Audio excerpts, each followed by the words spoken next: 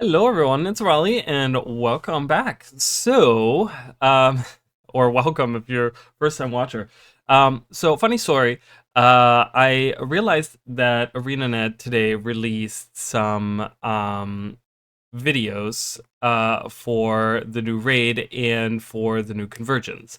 Now, I didn't realize that they released this in a blog post. So I had all these thoughts, and I recorded a video. It was like 45 minutes long, and I sat here and da da da da da da da, and I chatted on about all these things, and come to realize that there was actually a blog post. So I'm re-recording this because I do have enough time to do that today. But yeah, so I kind of wanted to. I haven't been making a lot of videos for the channel, so I figured since I have some time today and we did get a new blog post to kind of make a video and talk about it and give you guys my opinions on some of the stuff. I will not be playing this with sound, just so you guys know.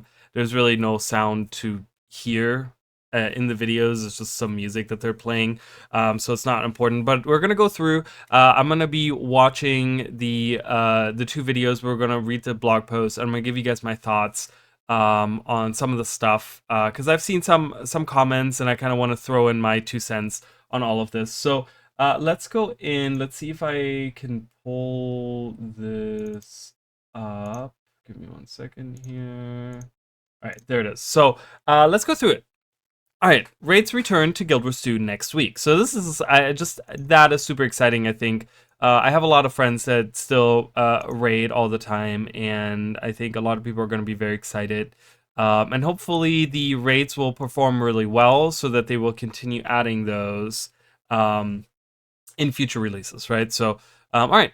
Hello, Tyrians. As the release of the next Guild Wars 2 Janthir Walls chapter Godspawn draws near on November 19th, we're thrilled to share some exciting new trailers and an exclusive look at our first raid in 5 years, along with the upcoming Convergence event on Mount Belrior.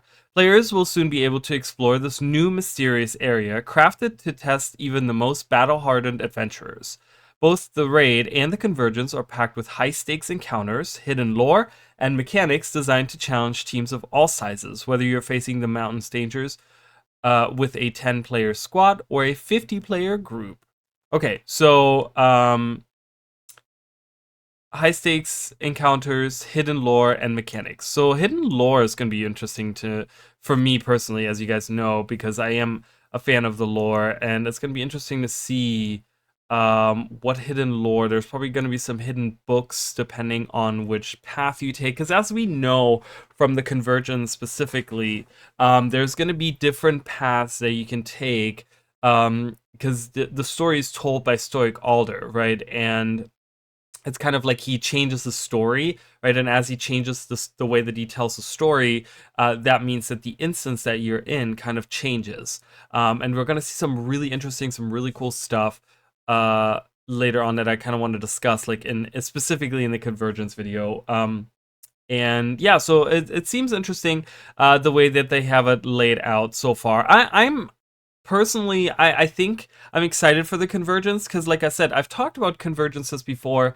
Secrets of the Obscure came out, and I told you guys back then that I was, on paper, Convergences were awesome, but then the execution of it was very, very, like, subpar to me, for specifically Secrets of the Obscure. So I'm hoping that this Convergence is gonna feel different. It's gonna. I want this Convergence to kind of drive me to want to play more than just like 4 times, because I think I did the Secrets of the Obscure Convergence 4 or 5 times or something, and I've not looked back. I mean, I haven't done it in over a year now. So I'm hoping that this will draw me in, and or like, when did they release? I think they released it with the initial release, right? Yeah, I'm pretty sure. So yeah, it's been like a good year since I have played Convergences. So this would be really interesting to me. So, but let's watch the video here, and let's like I said, I'm gonna I mean, I'll put on the sound for you guys.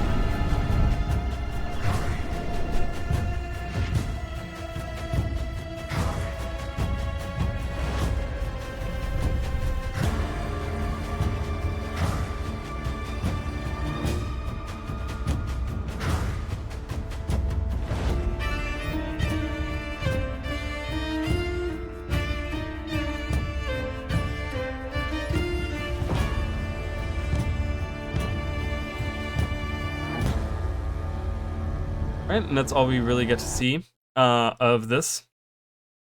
So we don't get to see, so, and I said this in the other video that I recorded, but the raid preview video, while it is 1 minute and 9 seconds long, and I'm going to pause it here, or not pause it, but mute it here, but it is 1 minute and 9 seconds long, but we really only get to see like 34 seconds, I think. You kind of get to see some parts of it. So we get to see normal raid portal. You know, it's probably going to pop up somewhere in Lion's Arch, right, in the aerodrome, for you to enter.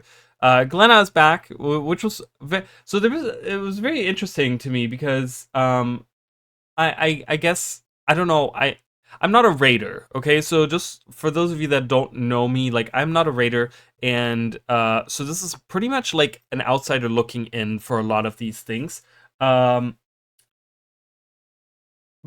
the thing is that I never realized that Glenna was super popular, because some of the comments that I saw on the video were, "Oh, I'm so glad Glenna's back," and "Oh, Queen Glenna," and like, "I was gonna quit if Glenna wasn't gonna be part of this raid," or whatever. So I guess people love Glenna. I mean, I know some of her dialogue. I've played some of the raids, but I'm not like an active raider, right? I've played some of the raids, and I know some of the dialogue, and I know the story, and blah blah blah. But I didn't realize that she was such a fan favorite. So, okay, well, there she is. So Glenna's back, leading us into this next raid. Yeah, and we get to see kind of some enemies. This is probably like as you get started into, because the portal's right over there. So this is as you go into it, right? It's like you get the first challenge there. Kind of just like fighting your way through. Then you get to see Greer here fighting Greer. I don't know how crazy new his mechanics are. I think these things are pretty normal for what he does usually. Then Decima.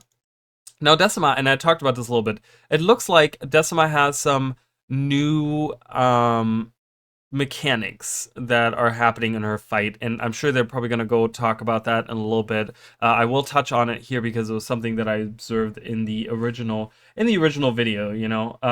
But the thing is that these little electrical like, I don't know, whatever, the little sparks or whatever, right, that are like connected with like a lightning, with like lightning connected with lightning, those seem new. I don't remember this from the regular Decima encounter. I've done Decima a few times now, but that is something that is new to my eyes as far as I like can see.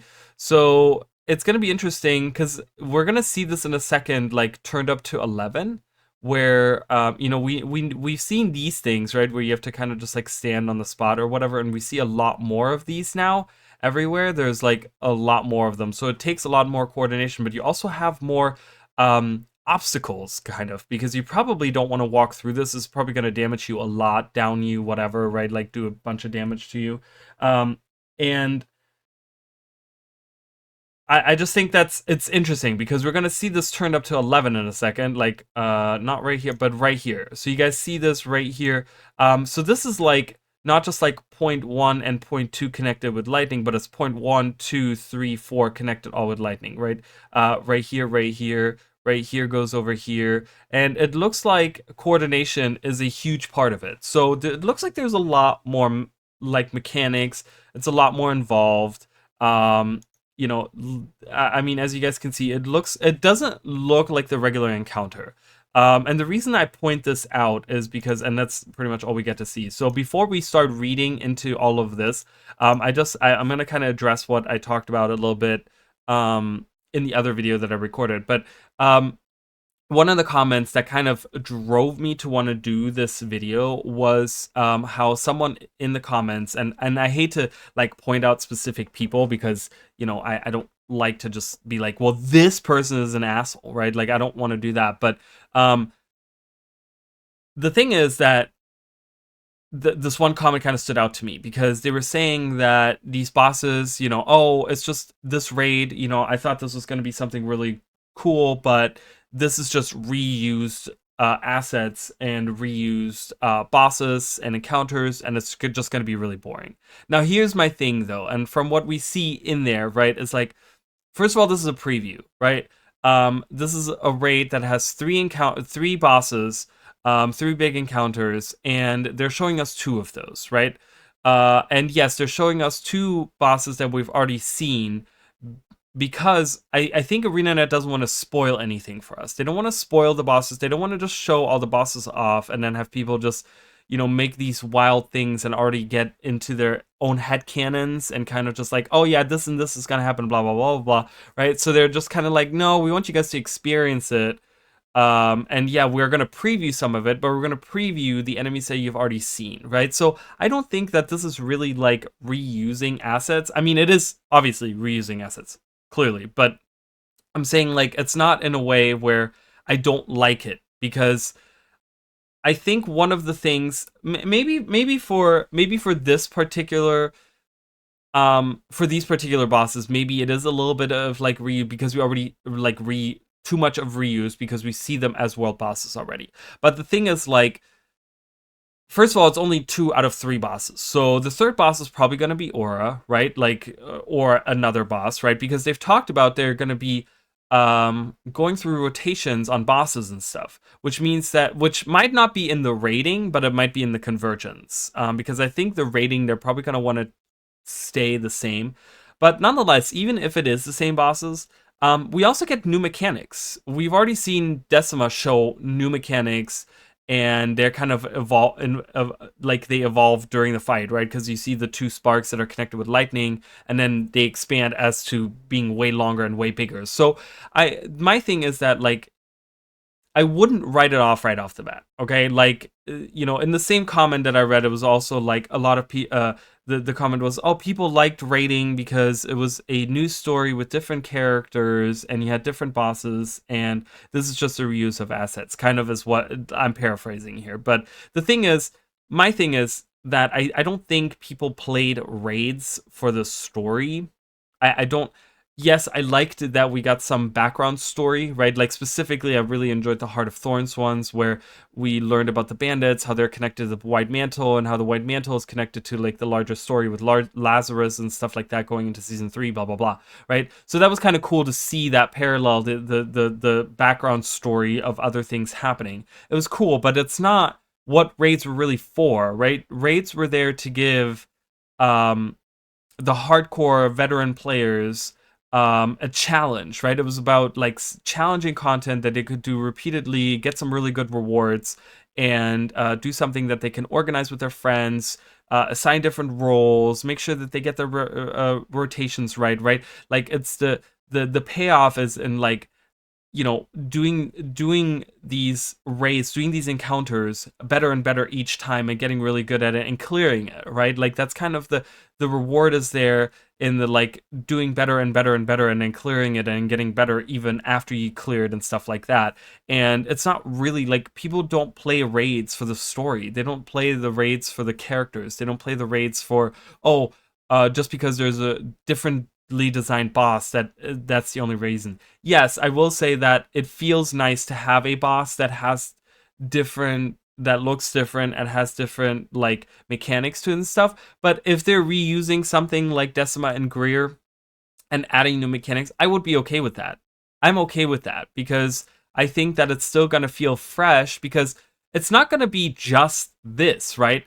We're previewing the regular release, but we also have a challenge mode and a legendary mode coming out, which means that there's going to be more things added in. There's going to be more things. They've talked about adding new bosses, right? Which might not be in the raid, but again, Convergence, it's a multi-purpose map or whatever. I think that's going to be more in Convergence rather than raids, because I think the raids, they like to have static encounters where it's just like the same person that you face, which is fine. But I think, like, if you add new mechanics to the existing raid with the challenge mode and the legendary mode, I think it's going to be really good for the raiding community. I think this is going to be really good. I think this is going to be some replayability, and I also think that if ArenaNet can keep adding one raid a year, and with every new expansion add a new raid that they can use as a multi-purpose map to add convergences, we're going to see a lot more raids, and it's not going to be as boring, because we're not going to be sitting here on 5 years of the same 8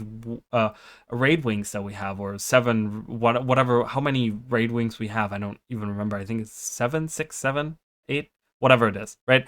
But we're not going to be sitting on that number, because we're going to be getting new ones every year. I think it was frustrating for the rating community because we didn't know if we're going to get new ones, but if they can keep the release cadence like this and the way that they package the expansions like this, I think it's going to be really nice to see a new raid every year. I think that's going to be really nice, and even if they reuse bosses from the open world in those maps or the story missions or something, which is another thing. Like, I think the third boss, if the third boss is going to be Aura, I think that because Aura is not part of the I think the Aura encounter is going to be a story encounter, and I think we're not going to see Aura in like the meta event or the world boss or anything like that, because we already have the world boss set the way that it is, right? Like, it's Decima and Greer, and I don't think we're going to see like anything added to that. I would be surprised if they change it and add like Aura as the third one in there or whatever.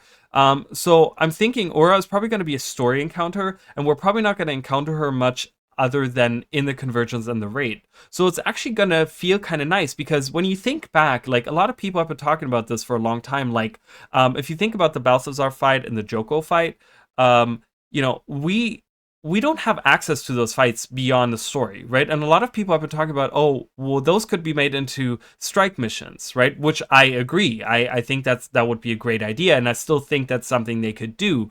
But if we going forward with story encounters, if we can add those into raids and into the convergences, I think that's a good reuse of the boss fights, because the Balthazar fight was one of my favorite fights of all time in Guild Wars 2, and I love it, and I thought it was so good, and and I wish we had a way to access that in a strike or something, but I think going forward and reusing those same boss fights that are story encounters only, and then making those into like boss fights in raids and convergences and stuff, I think that's a great reuse of that asset. So just remember, pretty much take away from this, this is just a base release. We still have challenge mode and legendary mode coming out, and we only have seen two bosses out of three bosses. So we have a third boss coming, and they talked about how specifically for the Convergence they want to rotate some of the bosses around. So just to keep that in mind, let's keep reading. Raiding inside Mount Belrior. To enter Mount Belrior, gather your family. I don't know where I got that. Gather your team and travel to either the Lion's Arch Aerodrome or Janthir Sentry, where a portal will transport you into the heights of the mountain fortress. Awaiting within is a treacherous path brimming with enemies. Apparently, I don't know how to read today. Mount Balrior is structured with 3 main bosses and additional encounters, with each section designed to test your coordination and adaptability. Exploration will also play a key role for those looking to delve into the raid's lore. You'll be teaming up once again with the Durman Priory's expert scholar Glenna and comparing notes about what has been occurring in the region. Okay, so Glenna's back. So there's going to be coordination and adaptability.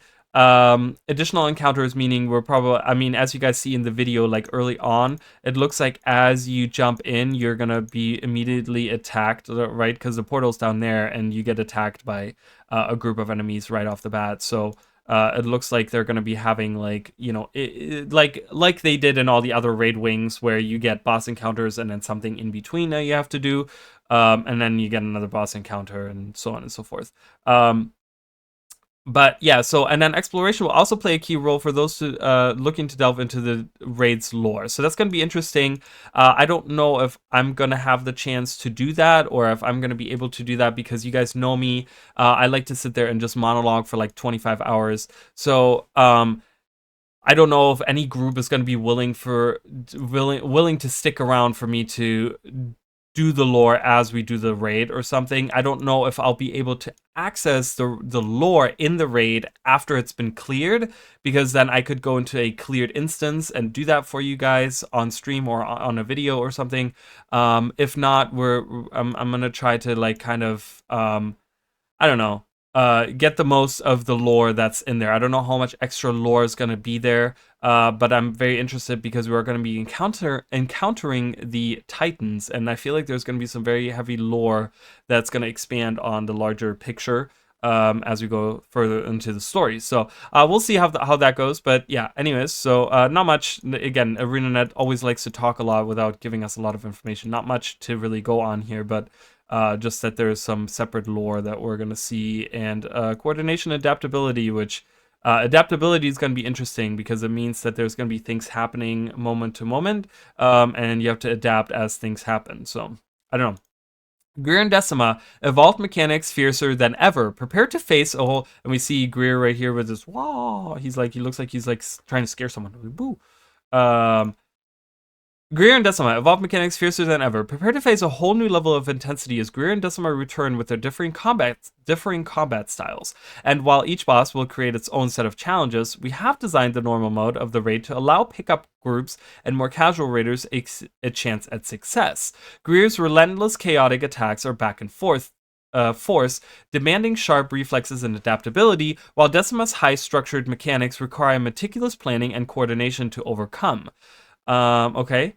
We'll go over that in a second before we do that.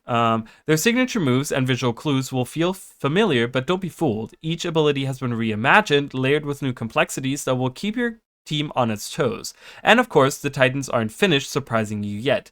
Gear and Decima have a few entirely new tricks to ensure a very challenging experience. Sorry.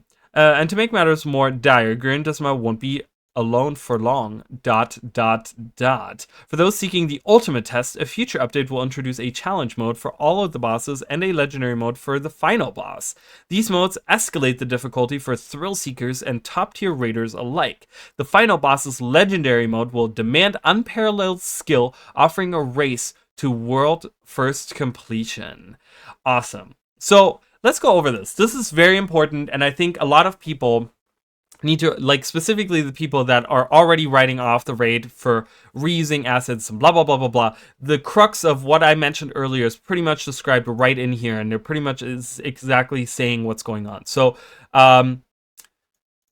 oops, I had a thing up that let me copy that text that I just highlighted, which I didn't mean to do. But Green doesn't mind return with their differing combat styles, while each one challenges we have designed normal mode. So normal mode is going to be quote unquote easy mode, I guess, right? So they want more casual raiders a chance of success. So that might be casuals like me. I'm a very casual player, as you guys know. I'm not a high end like raider. I'm not like, I barely do fractals anymore. I used to do them every day, but I haven't done fractals really anymore. I haven't done really like Convergence, like I talked about. I haven't really done Convergence as much, so like I don't do, you know, strike missions. I haven't really done. So there's a lot of stuff that I just kind of do the fluffy stuff. I hang out in open world.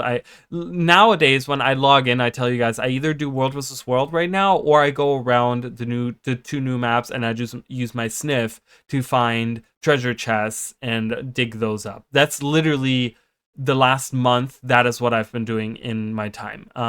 You know, obviously there was a Halloween in between that, so I did a little bit of Halloween, but other than that, I really have been doing that in game. So I'm very casual in the way. Not that I'm saying like I'm bored of it. There's things that I could be doing, but I just choose to consume the game very casually, because I take it as an escape from real world, and I like to just relax. And raids get my anxiety like way up, and I hate to feel like that all the time. So I like to just like hang out, chill out, listen to music, watch something on the second screen while I'm like running around doing whatever, world versus world or whatever, like just casually play the game. So for those of you wondering what I do every day in the game, but anyway, so Greer's relentless chaotic attacks, Jesus, are back and forth, demanding sharp reflexes and adaptability. So you know, pretty much saying that the same stuff is going to be back, but while they will feel familiar, don't be fooled. Each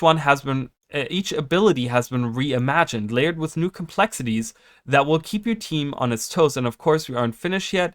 They have a few new tricks. So pretty much saying exactly what I mentioned earlier. There's going to be new mechanics, and the mechanics that are already present will have evolved and are going to be even harder to do. So yes, while doing the world bosses, while doing Greer and Decima as the world bosses, gives you a little bit of a preview on what it means to fight them in the raids and in the Convergence.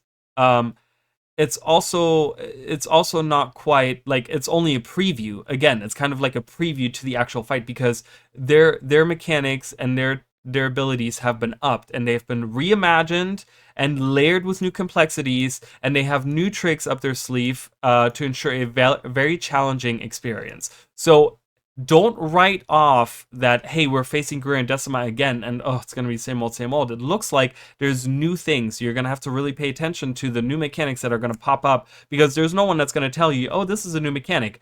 That the little sparks with the lightning connecting, that's probably just going to pop up in the middle of the fight. And if you think it's going to be exactly the same encounter, you might be in for some trouble there, right? So to make matters more dire, so they won't be alone for long, right? So meaning that, and I think this is a clear preview that Aura is going to be the third encounter, right? And they're talking about how there's going to be challenge mode, making for the whole instance, making all three bosses even harder, and then they have a legendary mode, which is going to be just for the final boss, and that's going to just put it over the top and just be really, really crazy, unparalleled. You will demand unparalleled skill. It's going to be really, really tough to do, really, really hard. So it looks like this is going to be exactly what people have been asking for. It's going to be a raid with unique mechanics, a crazy final boss that's going to be really, really hard, really challenging if you want it to be, right? With the legendary mode activated and stuff. And that's coming in 3 months. I mean, it's not like we have to wait a long time. Like we already know that both the legendary, the challenge mode and the legendary mode will be coming in 3 months. So this is the time that we have now. Next week to 3 months from now is the time to practice these encounters for all the raid groups, because the real challenge is going to be happening in 3 months, right? So it's going to be really interesting to see that. It's going to be super fun to see. But yeah, just like I said, to take away, we have new modes coming out, we have new mechanics, we have they've making it as challenging as possible. Yes, it is reused bosses, but they're gonna feel new because there's gonna be new mechanics, new things going on. And there's a third boss that they haven't shown us what is going on. But we know, like, even if we knew the name, even if they said right here, and to make matters more dire, Greer and Decima won't be alone for long because Ura will be joining them as the third boss. That doesn't tell us anything. We know nothing about Aura. We don't know what she looks like. We don't know her mechanics. We don't know, like, really what her tricks are, what her challenge is, right? What, like, those things are all going to be super new for us. So I think the way that they've designed it so far is really, really good. All right, let's watch this right here with sound. Oh, gotta actually play it.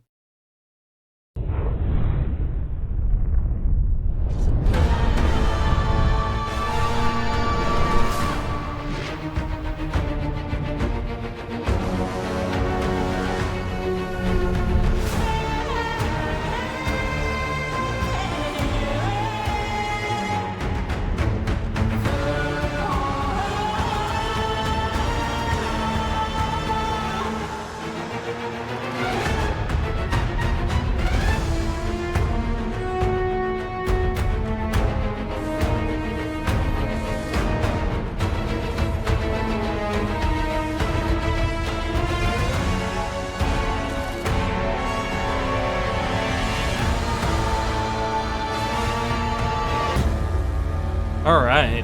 So I didn't hear the sound, so I don't know how loud all that was, but for you guys, I don't think it was too loud, but anyways. So we're going in. We're going to do without sound, so obviously all the people are here. Convergence going on, Ascend Mount Belrior with 50 players. So we have a lot to talk about here. So first of all, and this is something that I don't know if these enemies, these round ones, I don't know if we've encountered this version of the Decima spawns yet. Because I feel like all the ones that we've seen were smaller in size. Like they were like orb-like, but they weren't this large. These feel like a little bit bigger. So it feels like we're already kind of maybe getting a different variant of a spawn, which, is not entirely a new enemy, but it's kind of nice to keep it fresh a little bit, get some unique stuff in there, which is whatever, nothing crazy. But so here, this is really interesting. So we get different objectives, right? Which is going to probably be, we see these probes or whatever they are like mining for something, it looks like, and then it being packaged up by like the Astral Ward and the Coden, and then it has to be brought by players to different locations, right? So it looks like they're like mining something, like harvesting something or whatever, right? There's some ruins over here. Like the so it looks like, again, it's going to be kind of like how the Secrets of the Obscure Convergence was, where there was like different events happening at the same time, and you could kind of go and do different things at the same time. It's going to be the same thing here, so it means it's going to be like coordination that's needed between all 50 players. But what's super interesting to me is this like rope thing that we see here, right? We see four of those. I think there's a thing here too, but there's these ropes that are connecting the mounts to the crates, which, if you guys remember, and this is something that I've recently talked about a lot. So before End of Dragons came out, there was a preview stream that they did of Saitang Province. Specifically, they were in Saitang Harbor. And in Saitang Harbor, there's an event where you have to help one of the people in the harbor bring like a delivery from the docks up into town or whatever. And you have to use your mount, and you have to tie your mount, or you have to tie these to your mount, these crates, and you could choose whether you wanted to do like just one crate and you could move a little faster, or you could do like stack a bunch of crates on like a wagon thing, like a floaty wagon thing, and go even slower, but then you do three at the same time. So, and you would do that. And I remember how ArenaNet in this previous stream was so like they were so involved with this, right? Where they talked about, this is like this new mechanic that we're doing, blah blah blah blah blah. And I remember it was like, and you guys could like, if like, I might be misremembering this, but I remember that they like put like a huge emphasis on this new mechanic, but then this mechanic never saw any play beside that one event. Like, there might have been some other events that happened later on, maybe, where the same thing kind of, you could do the same thing, but it never was in the forefront of like new mechanics that are added into the game. And it was kind of crazy because people were even thinking, like, you can see right over here, right? You have a Dolyak that's pulling a cart or whatever. Like, people were thinking that maybe this would lead to us maybe even doing like escorts ourselves in World vs. World, where we don't, maybe Dolyaks won't be a thing anymore, or or there will be something where we could transport our own like supply from the camp to the keeps or something, like, and we're drawing that behind us, right, like on a wagon or something. People were thinking like maybe this is going to lead to something where you have like a cart that you pull behind your mount. Like, people were thinking that this would lead to something bigger. Like, they were thinking, oh, they're going to expand like on the way that we can interact with our like with the world on our mounts, right? Like, which was a really cool mechanic that they added, but they never did anything with it. It was that one event, and like I said, there might have been a couple other events that I can't really recall now. But it was such a shame. And I remember in a recent stream I talked about this.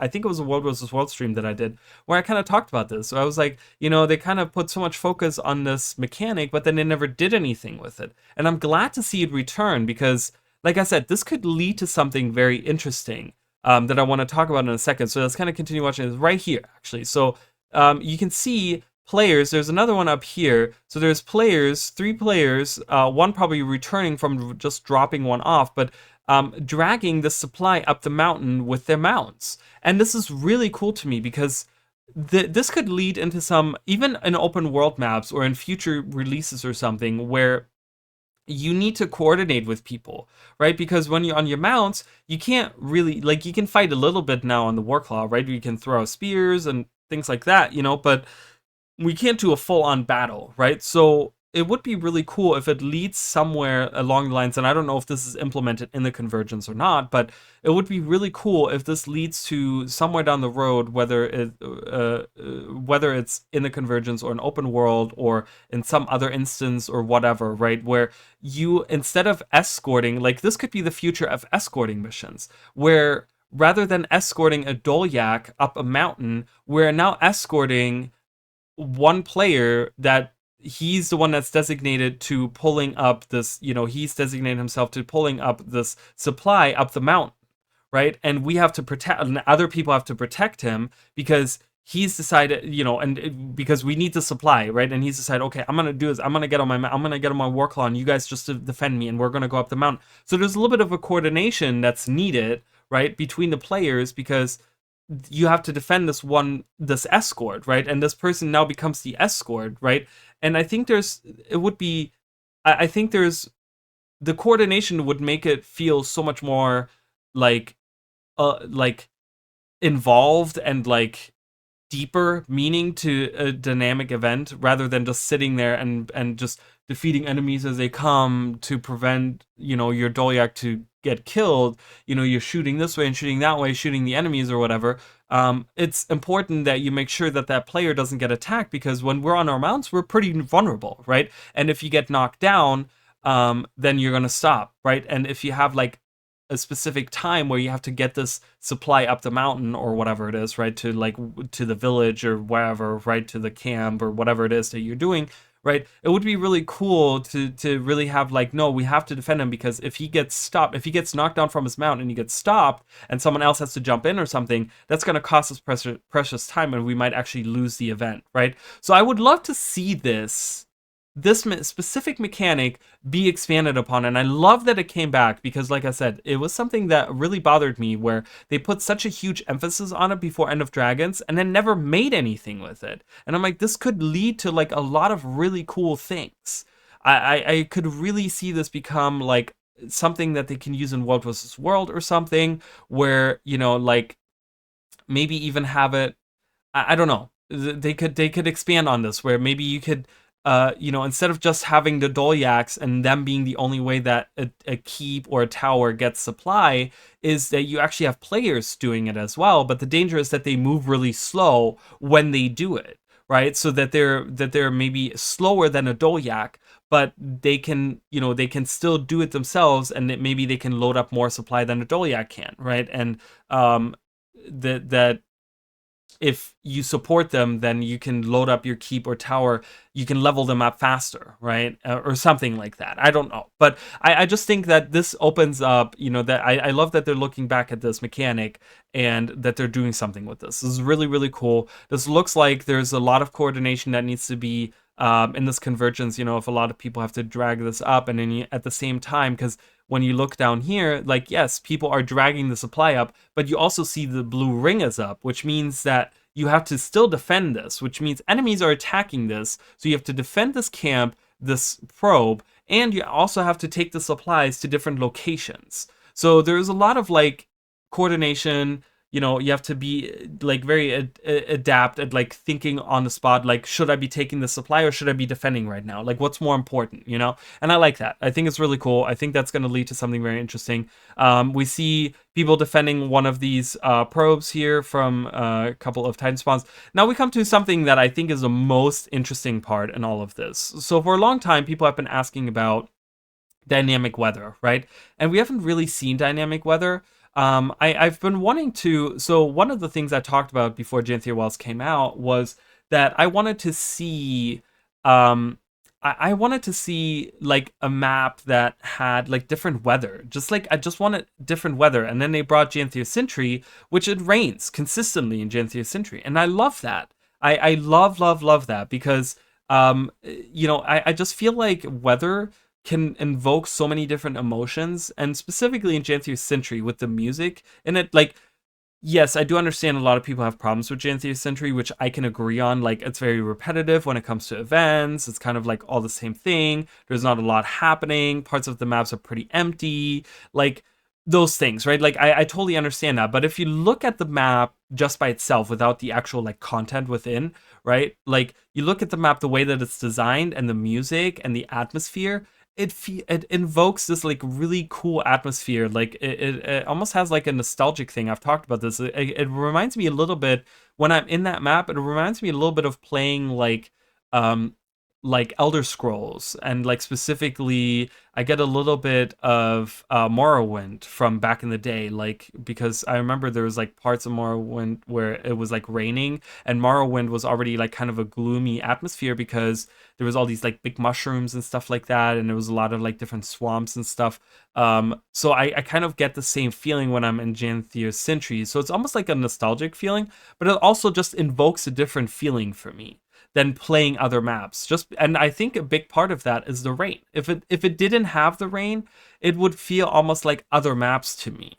But it doesn't because it has the rain on top of the like leaves that are blowing down, which is like a new thing that they've added with like Secrets of the Obscure. Because Nios had the leaves blowing, there were the red leaves, right? But again, it was different, and I liked it.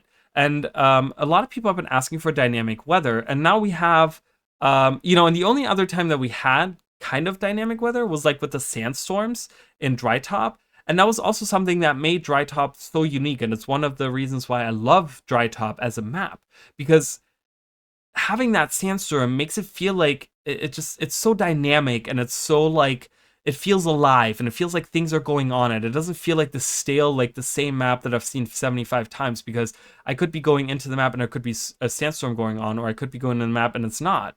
And it just makes it feel like it just makes it feel alive, and it's I really like it a lot. So I'm really hopeful that the thing that we're going to look at now, the weather, um, is going to lead to them maybe working on something where they can do, because they've already figured out the idea of like, remember, with this expansion we have water on different levels, which was something that they've struggled with since the release of the game, and they've now figured this out. They've now they're able to do bodies of water on different heights of the map, which is fantastic. So I'm hoping that the next step is going to be weather. Because, like, remember when, before Janthir Wells came out, another thing that I talked about was homesteads, right? Homesteads, I two things that I wanted for homesteads that they didn't really preview initially when they talked about it. I wanted a day and night cycle, or being able to change it from day to night or whatever, right?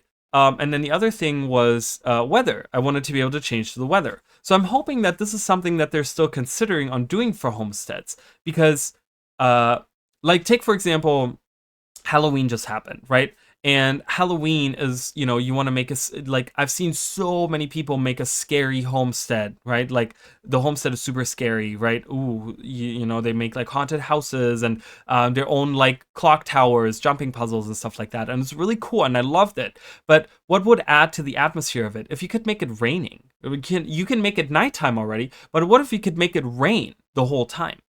Like, that would add to the atmosphere. That would be a really spooky map, right? Like, it's raining. Like, that to me would be really, really cool. So I'm hoping that this adds to this, right? Because, like, when you think about like another thing for homesteading, like, we're going into winter stay, right? And we're gonna get winter stay decorations and blah blah blah blah blah. And it's all nice to make it all like make a winterscape homestead, right? Like, which is something that I probably would consider making, because I actually like that. I'm like, I like a nice like snowy whatever, right? Like, I think that would be really cool. But if we can't make it like, it would be nice if we could make it snow, because then you can really make it feel like all this stuff is supposed to be there. Like, yeah, it's snowing and I have snow everywhere, right? It like kind of works out, and again, it adds on the atmosphere and the immersion, and the like, really just the feeling of making it like feel alive, so, and making it feel unique as well, because you could go into different homesteads from different people, and they could have different weather in there, right? And it would be really cool to have options for different weather in there. So hopefully, but yeah, let's look at this. So what do we see? We see regular weather with like this cloud above, which I guess is where the last boss is, at the top there. Over there, it's like lightning inside of the cloud there. But then it changes to like a sandstorm. This looks like a sandstorm coming through.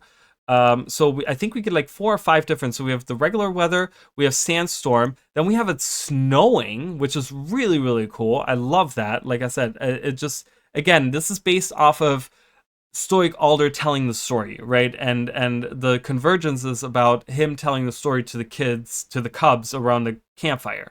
And the idea is that he talks probably the story, oh, it was on a very rainy day, it was on a very snowy day, it was on a very sandy day, like on Mount Balrior, right? Like, and he changes based on how he changes the story is how the weather changes in the Convergence, which is really cool.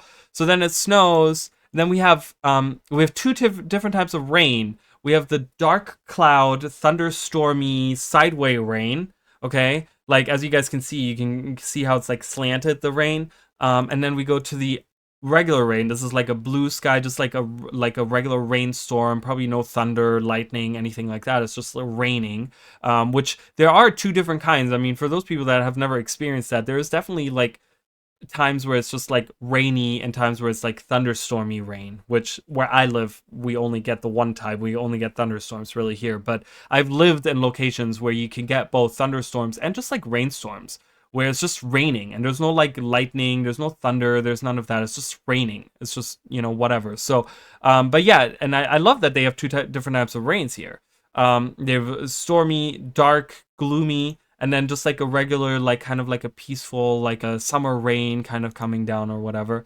And then we have this fiery rain, which is like looks like almost like a volcano, right? There's like parts of Fire Hard Rise have that, where like the fiery stuff is coming from the sky or whatever. And that's really cool. I mean, I love that we have all these. This kind of speaks to how dynamic this area is going to feel, right? We have we have what? We have the regular, we have the snowy, the sandy, the snowy, the one rain, the stormy, the rainy, and then the fiery. So there's 6 different types that the map can already be, which already sets up the map to be immersive in different ways. It's going to feel alive in different ways. Like I can go in one day and it's going to be like this, or I can go in one day and it's all snowy. And you might might encounter different enemies or take a different path through the mountain, and encounter have maybe a different boss encounter, because again, remember, they're talking about adding a boss rotation and adding different bosses. So maybe we're going to see other titans, even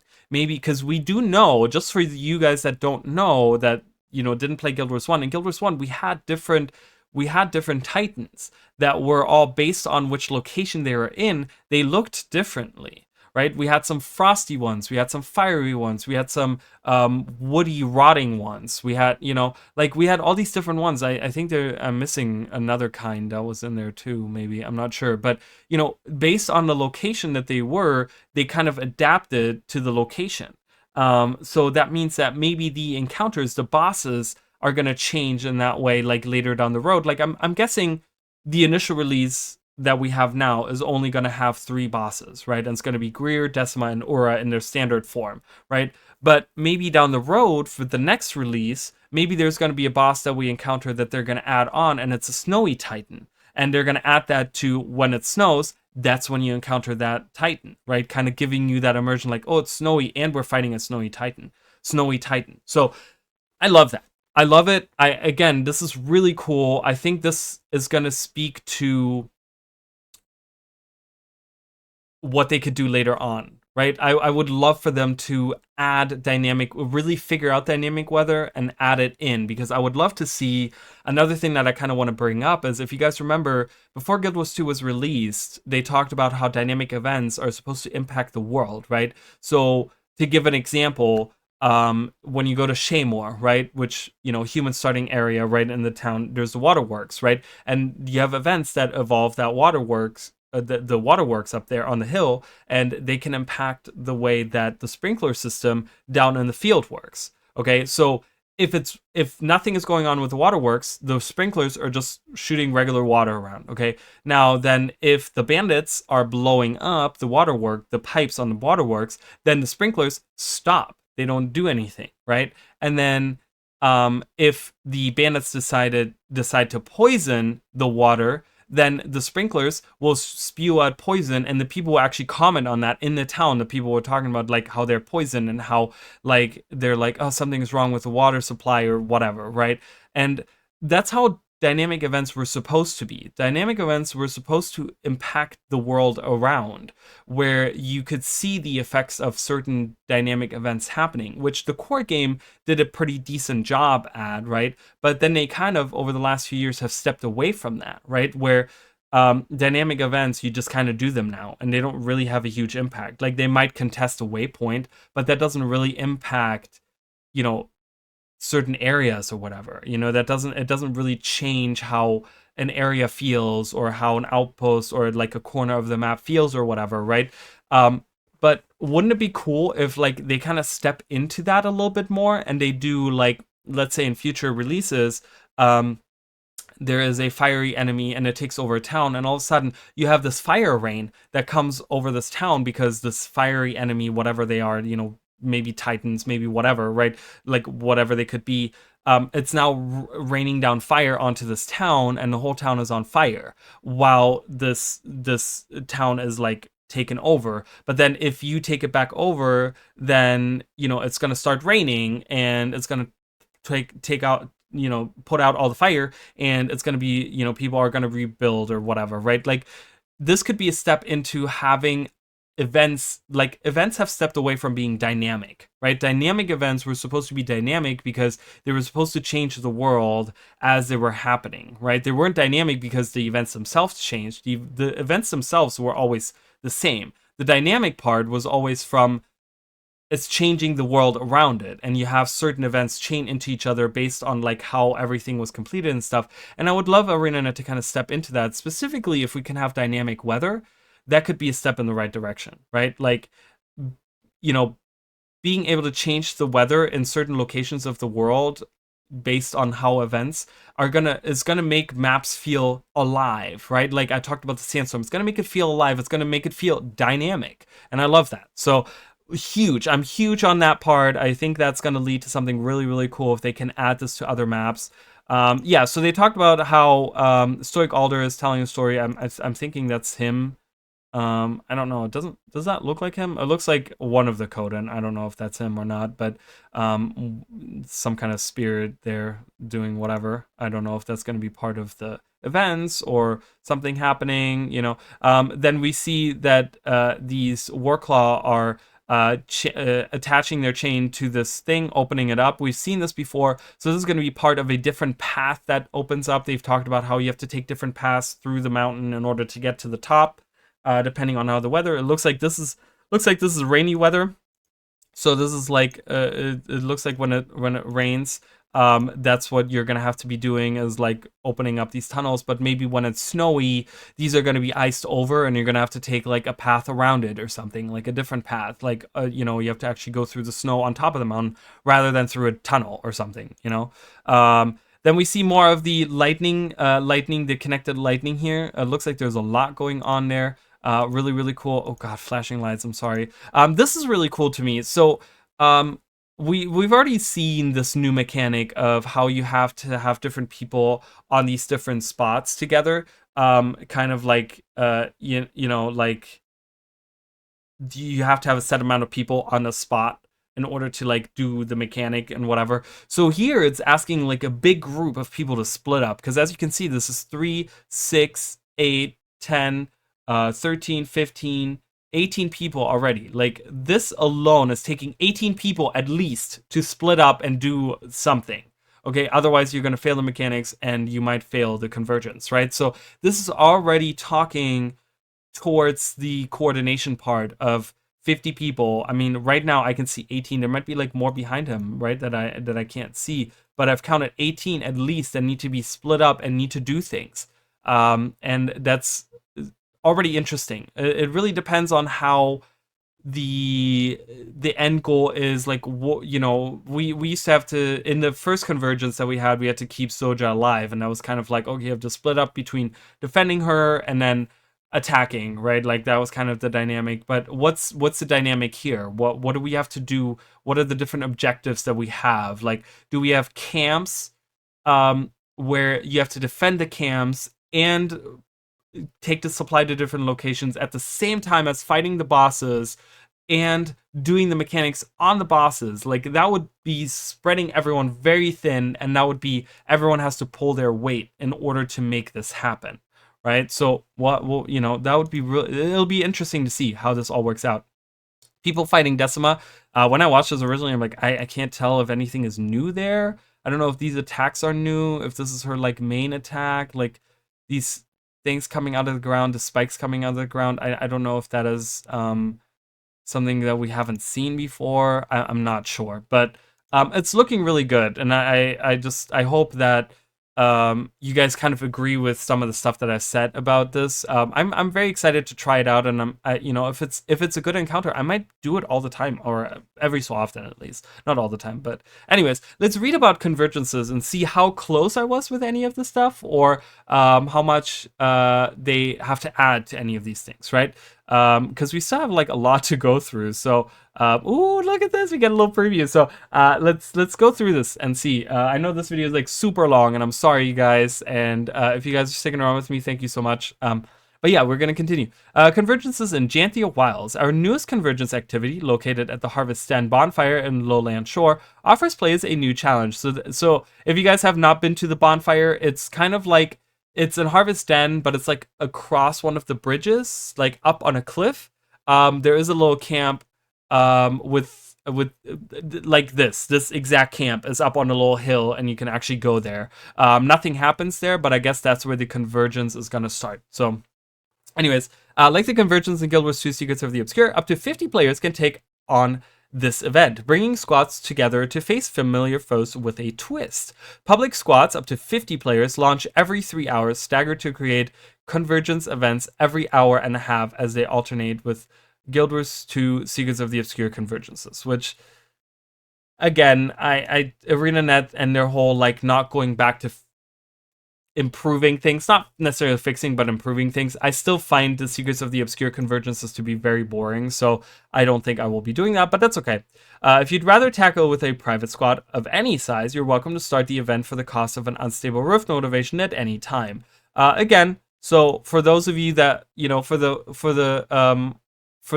big guilds that maybe don't want to do just 10-man raids, they want to have 50 people in there, you can do this, right? Like, I think this is a cool activity to do as a big guild. I'm part of big guilds, but I'm not like active in big guilds or anything. But I think for active big guilds, for people that are playing together, that are in Discord together all the time, like, this would be a really cool activity, I think. It's looking to be very fun. So players can expect a similar level of difficulty to the Convergence from Guild Wars 2 Secrets of the Obscure. Most groups will complete this event within 20 to 30 minutes, offering an exciting but approachable challenge. So again, 20 to 30 minutes, not bad. I think that's a good time investment for Convergence. The problem is rewards. I think we're going to see an issue with once people have their legendary PvE armor and their legendary spear, the new one, and the new back piece and all these things.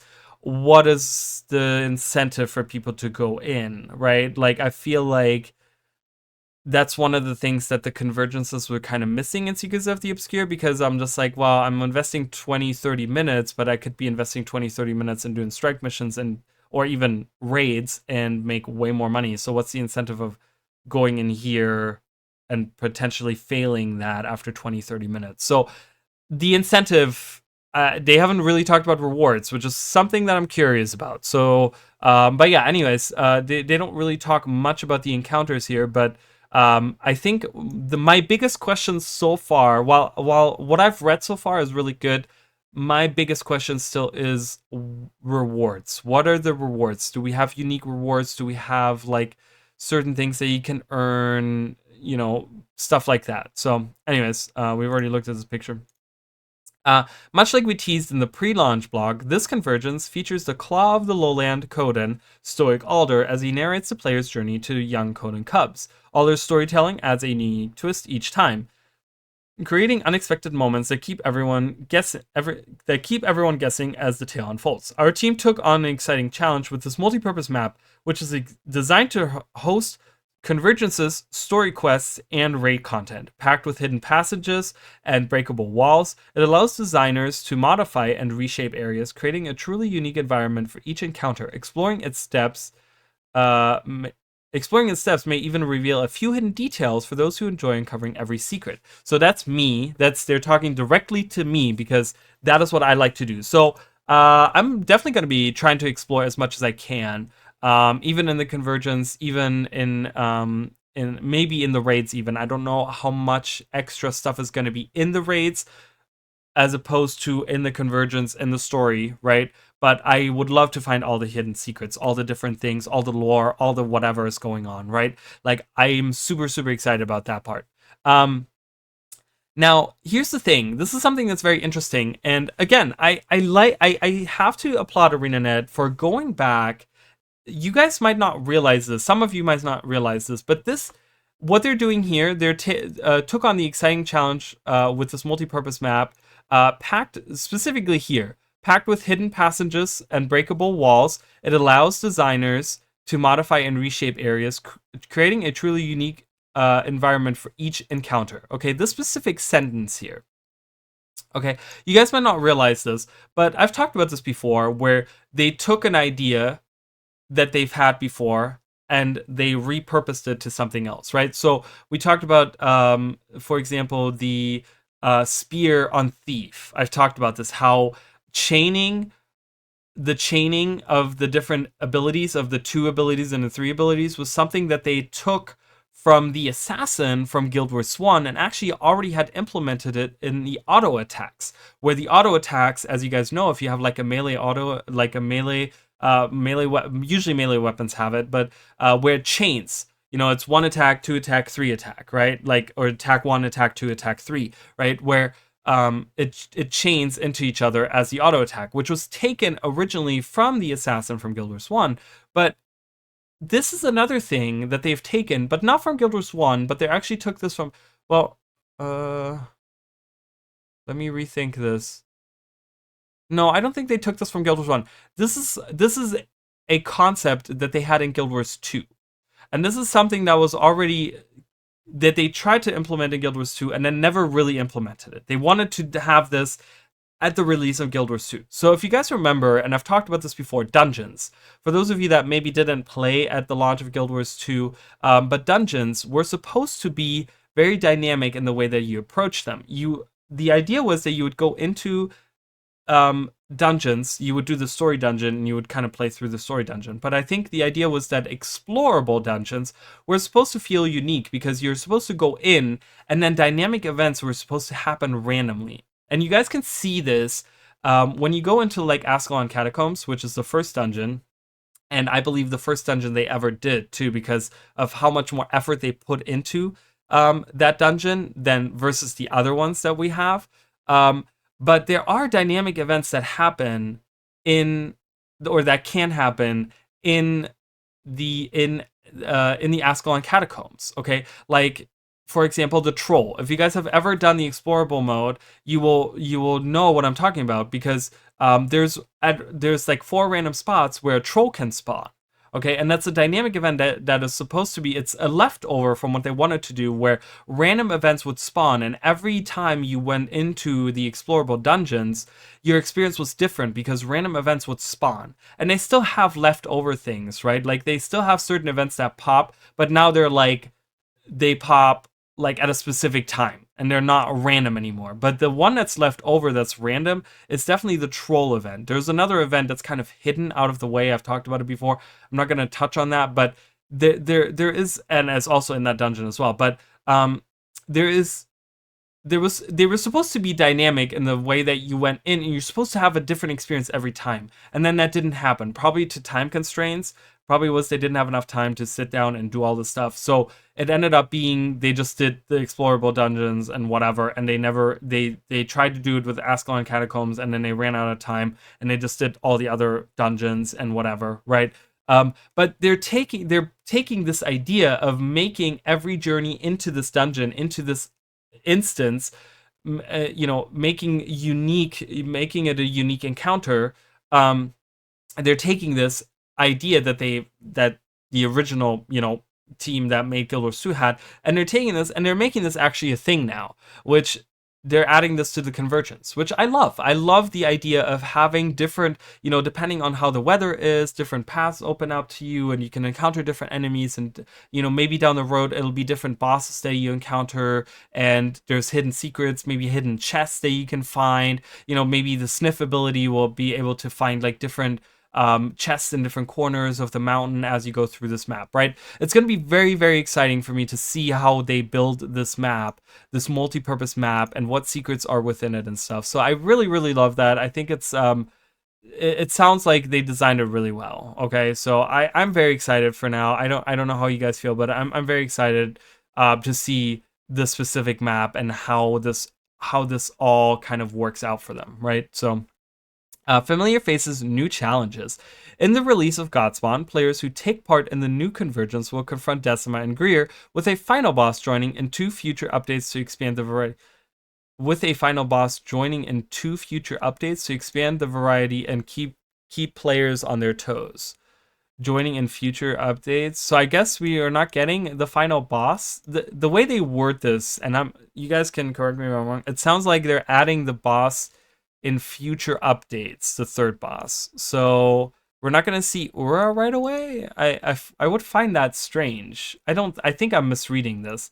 I'm thinking they probably should have put with new final bosses joining in two future updates. I'm thinking that's what they mean by that. But then I kind of go back to this won't be along for long, meaning that for right now they're gonna be alone. So I don't know. Maybe the core raid and the core convergence only has these two bosses that you fight, and then later on they add more, which would be a little disappointing if we're not getting a new boss this time around. I would have enjoyed to have a final boss right now, and that's kind of sad that we have to wait 3 months to see a new final boss. But again, it's worded strange, but it would kind of make sense, I guess, with the wording.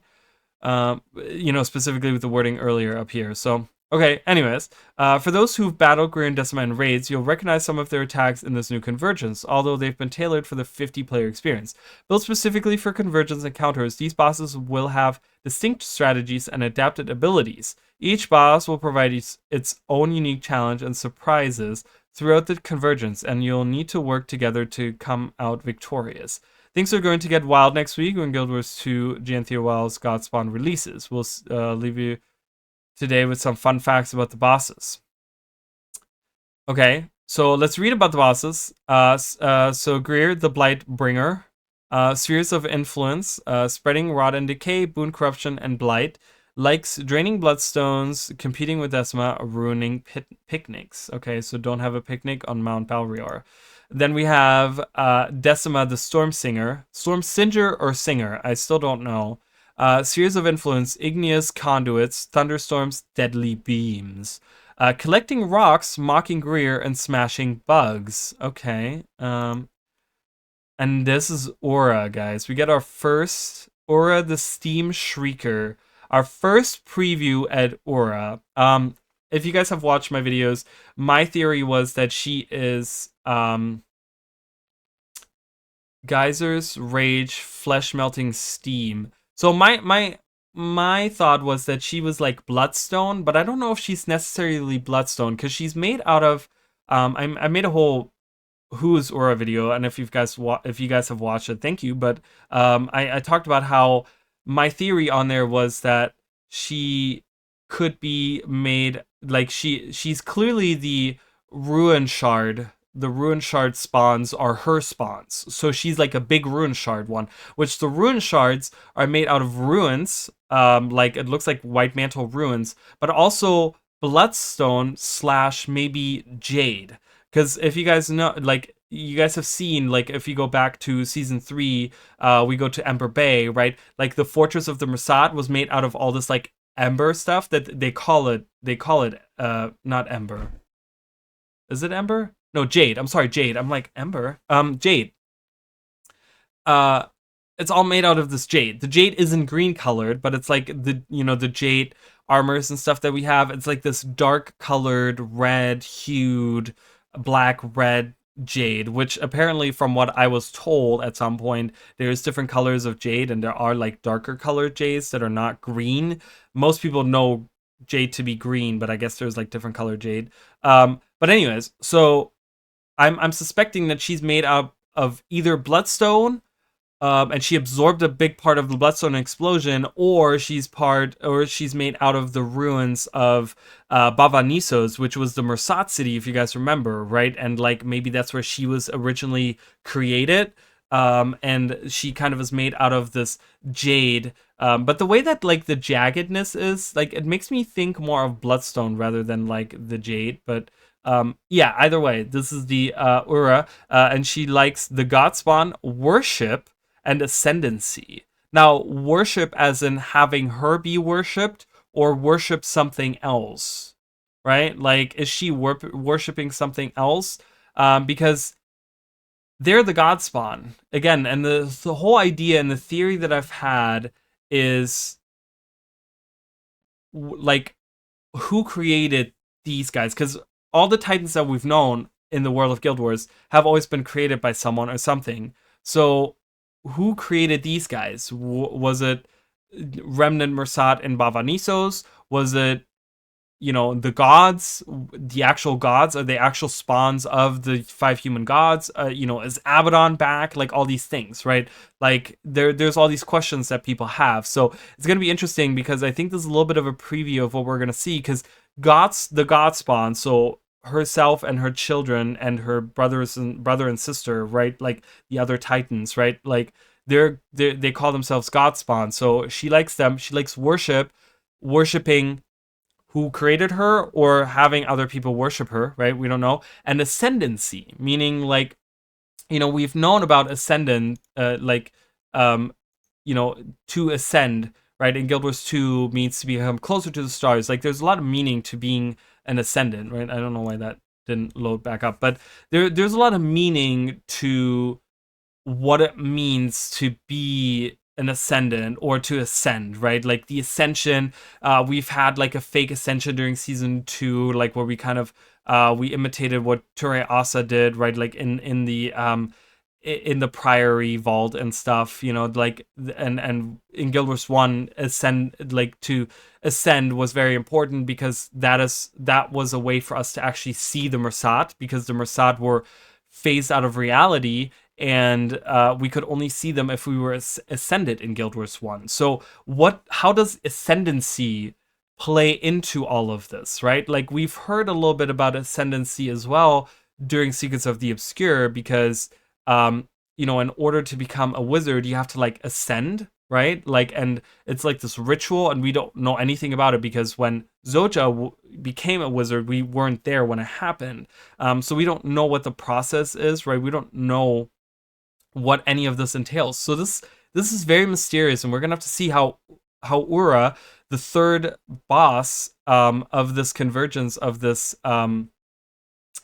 raid, whether or not we're gonna get to encounter her on Tuesday or not. I have a feeling we will, but I don't know. But it's gonna be very interesting to see how all of this connects. We have so many questions still. So I think I've spoken enough today about all of these things. All I can say is that I kind of want to wrap this up with what I mentioned earlier.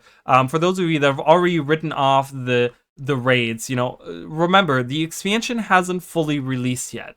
For all the people that are already writing off certain parts of the expansion, we're not done yet. Like, I'm not saying you're not entitled to your opinion, right? Like, and I'm not telling you how to feel. This is my opinion, okay? I'm just giving you guys my opinion, however you guys feel. I'm not telling you how to feel. I'm not an influencer. I'm not telling you guys this is how it is or whatever. I'm just giving you guys my opinion. But I think writing off the expansion this early on is giving everyone else and yourself a misservice, because I think we all need to go into it with an open mind and then kind of build our opinion from that.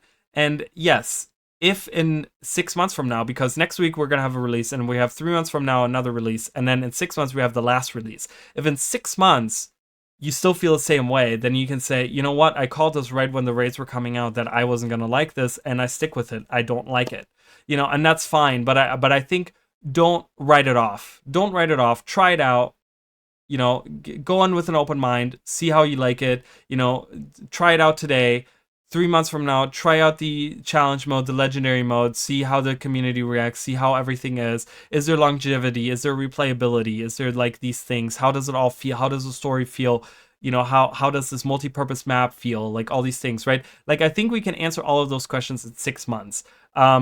While we are obviously building our opinions as we go, I just want people to give it a chance, right? Give it a chance. ArenaNet is trying something new.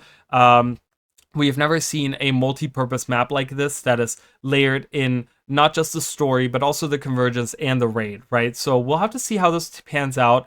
And I'm very excited for it, and I'm trying to keep an open mind as much as I can and not be super excited, because there's also the other spectrum of it, right? I don't want to go in super hyped for it and being like, oh my god, this is the best thing that's ever happened. But I'm trying to keep, like, I'm trying to be a little bit more on the, like, optimistic side, and kind of think, like, ArenaNet has learned from what happened with Secrets of the Obscure, and they're going to give us something better. So that's my hope, and we'll see. In a few days from now, we'll see how this all pans out, and then 3 months from now, we're going to see how the challenge mode and legendary mode will hold up. But yeah, that's going to be it for me for today. Thank you guys. If you've stuck around for this long, I appreciate it very much. And I will see you guys. I will not be streaming the release on Tuesday. I don't know what my schedule is like, so I don't know when I'm going to be streaming it. I will be streaming it at some point, so if you guys want to watch it, just make sure that you subscribe to the channel, you hit the bell, because when I go live, it should give you a notification. And if you guys really need to know, like, I usually tweet out when I go live, so you can follow me on Twitter. And yeah, if you guys want to hang out with me and watch it. If you guys missed the stream, always remember, all of my streams are on the live tab. You can watch all of my streams, all of the stuff that I do with you guys is on the live tab. You can just go in there, look on, like, recent videos or whatever, and you can see, hopefully I'll have it titled appropriately. And you guys can watch the stream from there or whatever, and give